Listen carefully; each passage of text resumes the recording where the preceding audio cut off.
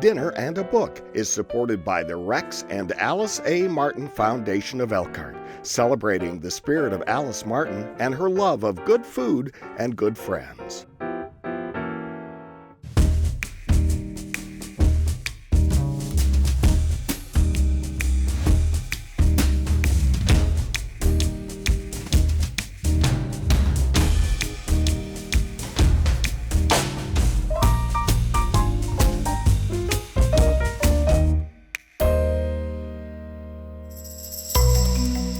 Playwright August Wilson has been called the theater's poet of Black America. His ambitious and complicated life is detailed in a new biography by Patty Hartigan titled August Wilson, A Life. Hartigan describes Wilson's struggles to define himself as a writer and the joys and cost to his personal life of producing his Pulitzer Prize-winning plays. I'm April Ladinsky, filling in this week for Gail Martin, and joining me today is Erin Nichols, Executive Director of the South Bend Civic Theater. Welcome, Erin. I'm so looking forward to talking about this book with you. Thank you so much, April. It's a pleasure to be here. So give us the big picture. Who was August Wilson? And then we'll talk about what we're making in his honor. Sure. Well, August Wilson, as you said, is a preeminent playwright in the United States, a legend, and really accomplished something that has never been done before or after, which is this incredible 10 play series of plays about the African American experience. So I've heard it really compared to Shakespeare in its scale, because it is 10 plays starting with Gem of the Ocean, which the Civic did a few years ago, and all the way through Radio Golf, which includes 10 plays, each detailing a different decade. Some of the plays that are in there are Fences, which is one that Denzel Washington just produced with Viola Davis. Yes, yeah. And we just saw Ma Rainey, which just came out again with Viola Davis and Chadwick Boseman, his final film. Yes, so yeah. These plays and this playwright really do give a glimpse into the African American experience through an entire century. Yeah. So that is really why the Civic decided to do this series of plays. And so you can keep coming to the Civic to see more and more about August, but now we can hear about his life through what we do with our meal and our dinner and a book. All right, what a great launch and so much ambition. He starts with pretty humble roots in Pittsburgh. So let's talk a little bit about what we're making today, the food that honors Pittsburgh. And it was very fun to think up this project. We're going to be collaborating just as August Wilson's writing process, which we'll talk about, was very collaborative. So on this side over here, I'm going to be showing how to make pierogies. These are going to be stuffed with a filling that's potato and cheese and lots of sauteed onions, and I'll be showing how to roll them out and pinch them, which is a lot of fun. And what are you doing over here to get our sizzling pan started? Exactly. Over here, we're going to be doing some sauteed onions, sauteed mushrooms. So I'm going to be chopping those up, getting them ready, putting them in a cast iron skillet. And this is the fun part too. August Wilson is all about ancestry. Yeah. Is all about Oh, giving I don't know, impact and influence and all of the things that your own history brings you. He talks about the blood memory of your history. There's a really amazing quote in the book that I'm just going to bring out real quick. And it talks about his mother, and one of the things that he said was, "I happen to think that the content of my mother's life, her myths, her superstitions, her prayers, the contents of her pantry, the smell wonderful. of her kitchen, the song that escaped from her sometimes parched lips, her thoughtful repose and pregnant laughter are all worthy of art." And I think that's important to remember, that cooking can be ennobling. That, it's art what we do in the kitchen. Even though it's ephemeral, just like theater, the things we make, the things we consume can all make us better people. Yeah. And August knew that. His plays reflect that, and I hope what we do today on the show can show that as well. And we've got sort of humble food, Yes, but yes. I will say these pierogi are ethereal, just as many of August Wilson's plays are ethereal. I'll just say a minute here about this dough. There's a lot of different kinds of pierogi dough on the internet that you can look up. This is a really simple one with hot water and butter, no egg in it. It's got a really silky feel to it, and you can see you don't need anything fancy. I'm just cutting it with the top of a glass here, and I'm going to be showing how to seal these 3 different ways. So, but let's talk a little bit about August Wilson's early life in Pittsburgh. Sure. What was it? What was he like as a kid? Well, And, I mean, he grew up, like you said, very humbly in the Hill District, which is an area of Pittsburgh that is known as an incredibly ethnically eclectic place to be. You know, Polish people, Jews and African American and just anybody that you could imagine was growing up together, hearing different languages, eating different cuisine. It was a beautiful place to grow up. But it really was humble beginnings, and so he spent a lot of his time basically being an incredibly talented young man, Right. but being not necessarily acknowledged for his vast intellect. He was a voracious reader. He learned to read between 3 and 4, and he just started reading everything. And eventually his mom, Daisy, said something really beautiful. She took him to the library and got him a library card very, very early. And I think that moment woke August Wilson up to the potential of words, the importance of books, and how even though he was in the Hill District of Pittsburgh, he could be anyone, go anywhere, do anything. And that, I think, inspired him to reach his potential. Right. What wasn't necessarily acknowledged was how remarkable that potential was. And I think this is one of the more impactful moments of his young life.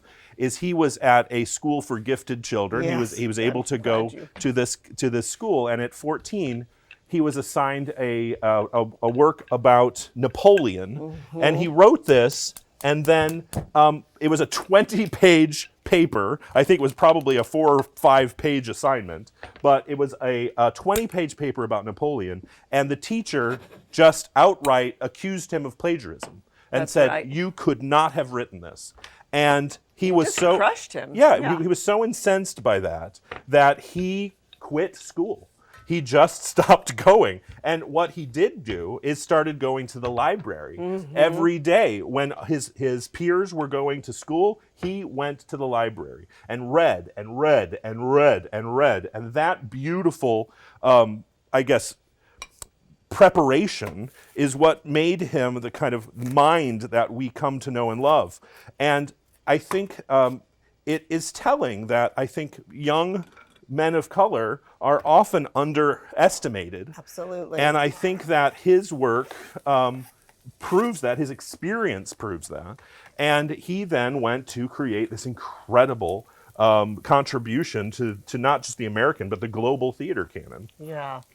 In spite of some of his early work. And he resented those kind of slights throughout his entire life. You know, felt them sometimes very acutely. when you read a book, you kind of find out the dirt about people. Yeah. And one of the things that he was known for is really lashing out whenever he felt that there was any kind of slight, whether that be from a waiter or a coat check person or anyone. Yeah. And I think that kind of a quick temper. yeah, quick temper. And I think it's good to remember that our heroes have faults too. We all do. And it makes it even more heroic in some senses, I think, to think that we overcome those personal faults sometimes to create great work. Absolutely.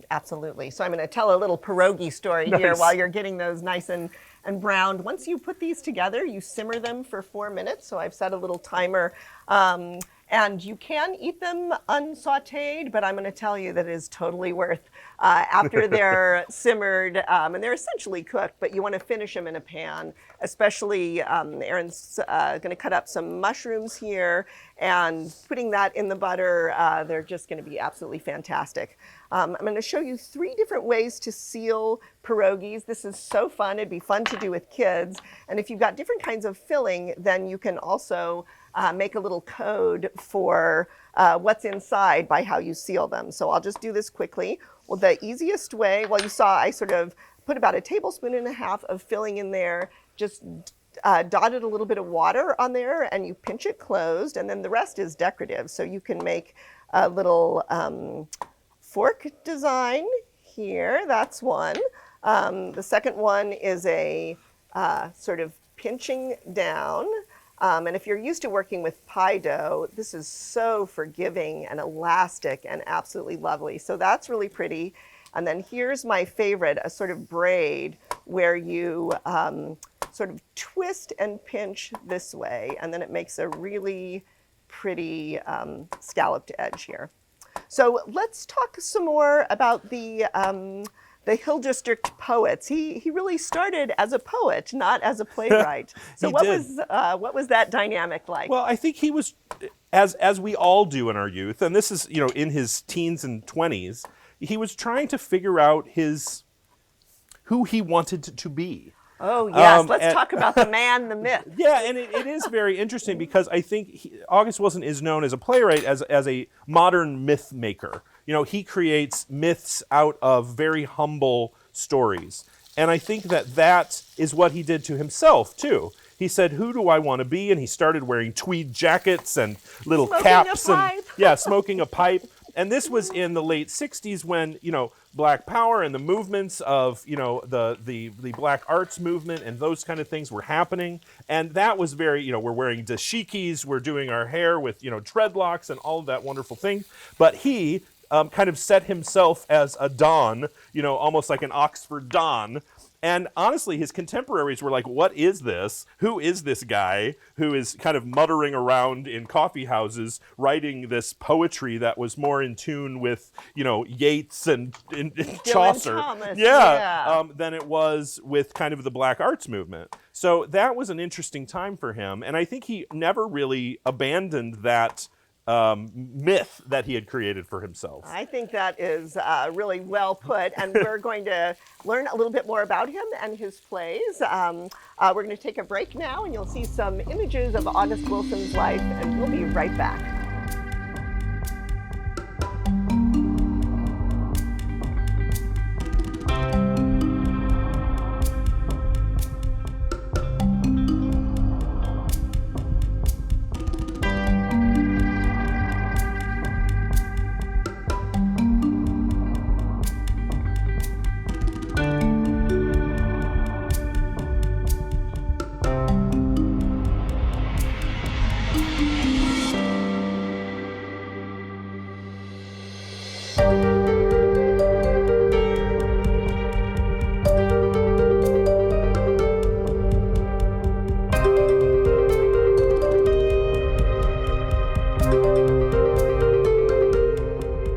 Right, I'm here with Erin Nichols of the South Bend Civic Theater, and really excited to dive into our next dishes here. But tell me what you're doing. Oh my gosh, aroma of these pierogies. This is a treat for the senses. Yeah. So as you make this at home, I hope you do, because you will be rewarded. It is just an incredible experience to be around. So I've been browning these off, searing them in a plate or a pan of mushrooms and onions, simmering those down with butter, of course. Butter makes everything better. But I just wanted to say something fun. I brought our family cast iron here because August Wilson is so much about legacy, about ancestry. And, you know, when we're talking about the American century cycle, that was really his goal, is to give nobility to the African American experience. Because too often, I think, people are saying poor me, poor the cultural kind of pity. And he rejected that wholeheartedly and said the Black experience is a beautiful experience. There is enough in the experience of Africans brought to America, and then that experience, that 400 years of legacy, to fill the stage for hundreds of years. So, you know, people were like, why are you writing these stories about Black America? And he's like, of course I need to be writing these stories. These stories need to be told. And that's, again, why the Civic Theater is committing to these as well. We started in 2019 talking about this, kind of rode through the pandemic, and now will be doing them for the next 6-7 years here until we have done all 10 of the American Century cycle plays. So it's really exciting. It has been very well received by our community. 100 Black Men of Greater South Bend, an amazing organization that supports us. The African American Community Fund, part of the Community Foundation, again, wholeheartedly behind this. It's just been a joy to do. And I think August Wilson would respect and admire what we've tried to do to bring his voices, to bring his characters to life here on the stage at South Bend. And such an ambitious project, too, which was really one of the things that he struggled with his whole life, both his ambition and his ability to pull things off. So before we talk more about that, tell me the story of your sausage here. Well, we got it cooking in a liquid. Again, we wanted to kind of have nobility of the every food, the blue collar meals of Polish sausage, kind of in an honor to Pittsburgh and an honor to his roots there in Pittsburgh in the Hill District. So we wanted something really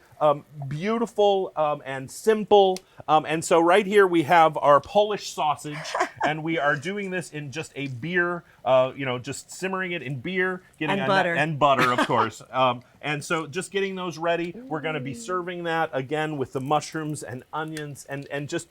Can we say piquant? Like it's the smells and things that are happening here are just remarkable. So we'll keep this going, and then we'll put these sausages when they're ready in this mix, sear them off in there, and add them to what you're doing on this side of the table. Tell me more about that. All right. So elevating what seems to be humble, we're going to be making a Pittsburgh salad, which was, look it up. It really is a thing. So it's a salad, sort of like a chef's salad. That's finished with a little surprise, which we'll save. But it's used usually ranch dressing. And so, of course, you can buy ranch dressing. But I'm going to tell you that making your own ranch dressing is really worth it. And not so hard. This is a mix of sour cream and buttermilk and mayonnaise. It's got a little bit of... about a half a lemon in there, fresh lemon juice, and then some onion powder and garlic powder and dill weed and celery salt,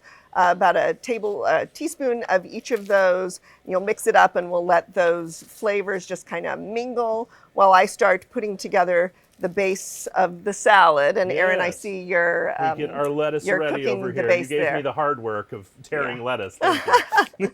Well, I'll pass some more things along over to you. So let's talk a little bit about some of the careers that August Wilson helped launch. He really, it's remarkable how many people were part of his circle. We've already mentioned Viola Davis, obviously Denzel Washington, and I want to talk about that too because not only was he in Fences on Broadway on the most recent iteration, but he actually purchased the rights to all 10 of the films and is going to be making them all into motion pictures in the next probably decade here. So I think it's fun, like the Civic was a couple years ahead of Denzel, so we were proud of that.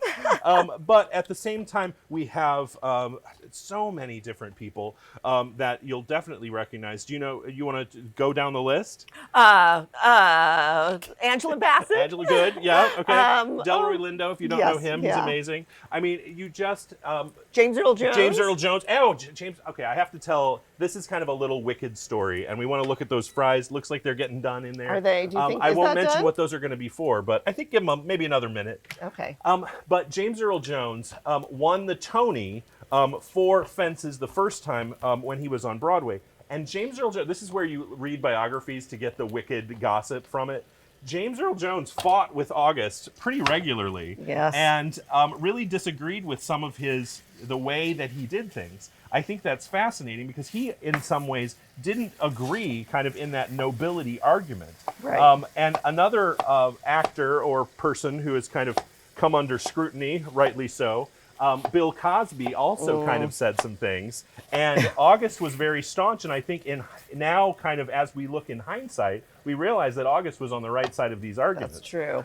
So I think the James Earl Jones is probably one of the biggest names that has come out of the Wilson canon. But also another fun factoid with Fences is that Eddie Murphy of Beverly Hills Cop fame actually bought the rights with his film company to Fences almost now 35 years ago. Yeah. And it kind of floundered and kind of sat there undeveloped because August had demanded that we have an African-American director telling this story. And very committed to that. Very committed to that, Which to the kind point. of hamstrung him a little bit, A little didn't bit, it? yeah. I'm going to turn the heat down a little on these because they're looking pretty good. They are. And that was a commitment, again, that I think the Civic modeled after ours, making sure that we have African-American directors telling this story. Because not only do you have the story itself, but you have who gets to tell the story. And who gets to tell the story is as important in sometimes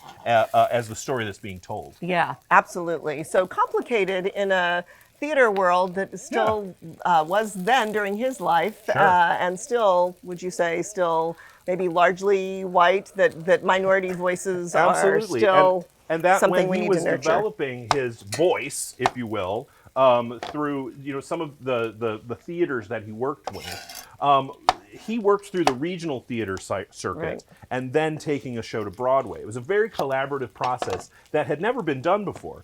Everyone kind of assumed that Broadway was the only place to develop work, and it needed to come kind of fully formed in its Yes. first iteration. But August was a very kind of progressive author, and his shows would start out like 4.5 hours Gave long. me so much stress. I'm going to ask you to pass your Oh, salad bowl absolutely. around to me, and I'll There start you are. We putting can some of finish the that. other cheese gonna and red switch out our onion sausage. and this But has that process, yeah.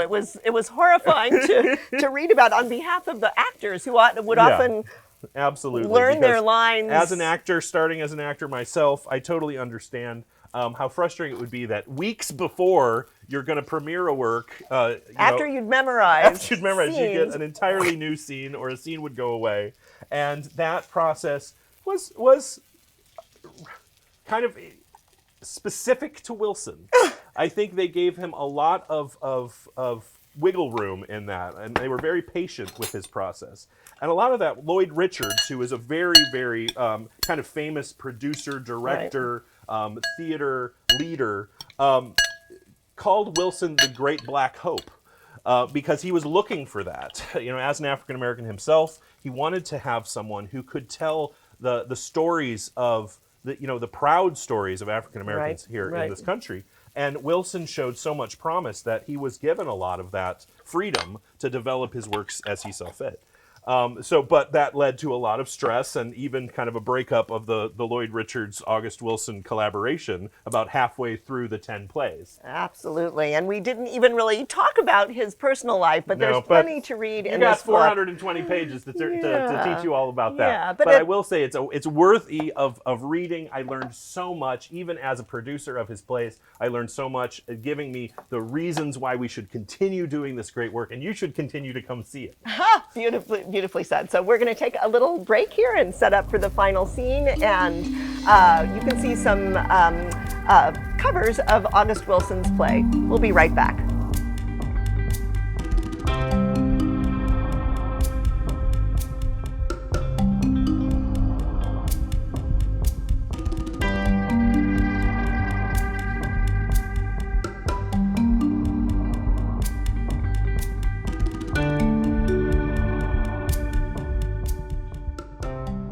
I'm here with Erin Nichols, Executive Director of the South Bend Civic Theater. We've been talking about August Wilson's biography, A Life by Patty Hartigan, and we have a Pittsburgh feast here. So tell us how we finish this Pittsburgh salad. Of course, this may be counterintuitive, but we are going to put a dollop, of French fries on the top. They are known, Pritzmani Brothers and a bunch of different places, for putting French fries on everything. So there's the finishing touch to Okay, our Pittsburgh salad with with maybe- of course, a little zest of that beautiful ranch that April has created for us. And that makes it a Pittsburgh salad. So along with the Pittsburgh pierogies and the beer brats, we have a feast. And let's toast the feast. All right. There you go. absolutely. Thank you so much. So final thoughts on the impact and legacy of August Wilson. Sure. I think it cannot be overstated how important August Wilson is to the American theater canon.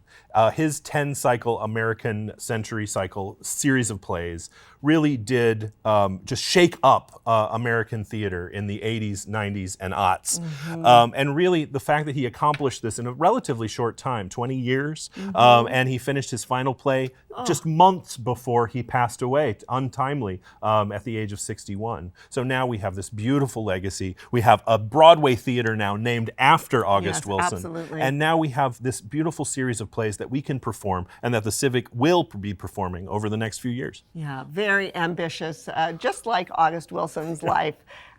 So there's lots that we didn't get a chance to talk about. We invite you to take a look at this book, learn more about his private life and the challenges of being a creative artist. And I'm really grateful to be here with you, Aaron. I'm going to leave us with a quote. I started us with a good, quote, and I'm going to leave us with a quote, too. Thank you. He talks about biography Good, here. yes. He says, I always hated biography, but I'm just old enough now that it's like, let's find out what a life can be. Good. And if you want to find out about August Wilson's life, please check out his biography and make a Pittsburgh feast of your own. It is delicious. So thank you so much to Gail Martin for allowing me to co-host, to you, and to all of you for joining us. Happy reading, and we will see you next time on Dinner and a Book.